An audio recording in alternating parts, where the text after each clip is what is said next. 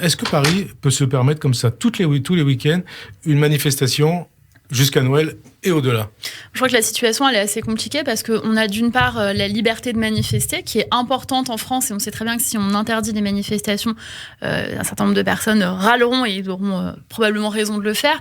Mais en même temps, il y a aussi un certain nombre de personnes qui ont besoin de se réapproprier le cœur de ville, des commerçants qui ont été fermés pendant des semaines, des mois et qui ont besoin de pouvoir dire des maintenant... années, Gilets jaunes, ça remonte à 2 ans. Ouais, vous avez raison, si on cumule gilets jaunes, confinement, pandémie, etc.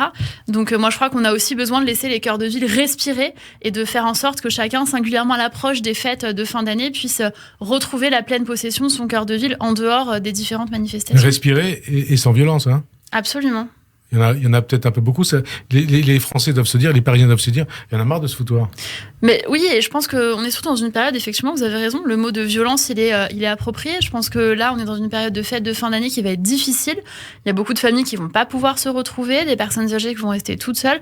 On a besoin quand même d'un peu de douceur et d'esprit de Noël, et ça passe aussi par les promenades dans les rues de façon sereine et en dehors de différents actes de violence, que ce soit contre les personnes ou contre les biens ou les vitrines. Et alors, puisque vous êtes ministre délégué auprès du ministre de l'Intérieur, Gérald Darmanin, ces dossiers-là, ils sont aussi parmi votre domaine de compétences.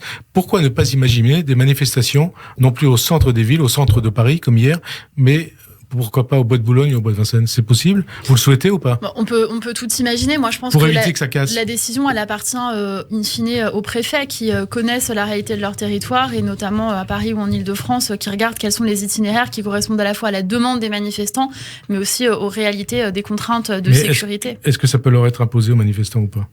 Les préfets sont fondés à partager des itinéraires de manifestation, absolument, y compris à les interdire quand il y a des risques de troubles à l'ordre public. Bois de Boulogne, Bois de Vincennes, c'est une bonne idée ou pas? Il ne m'appartient pas de donner un avis empirique. Je pense qu'il faut regarder au cas par cas sur les manifestations, les souhaits des uns et des autres.